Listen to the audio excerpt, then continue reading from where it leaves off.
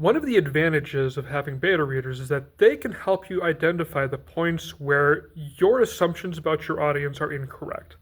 An experience I had with this recently with my book Songbound has to do with mythological monsters. I really like mythological monsters. I read about a lot of different monsters and their abilities and where they come from. I find it really interesting.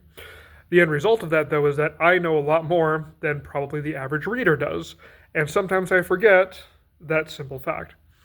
Early in my book, there's a caravan that gets attacked by lamias, which are serpent-like creatures.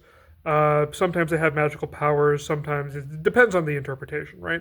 And so I wrote them in, and I kind of expected, okay, lamia, that's, comes from Greek mythology. A lot of people are probably familiar with that. And my beta readers came back and said, hey, we don't know what this is.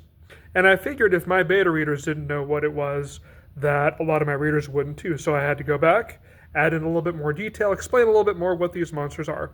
And I think my book is a lot better because of it, but I would not have known that if I hadn't had beta readers, or at least somebody else to look over my shoulder and say, hey, you know more about this than other people do. Maybe you should explain a little bit more.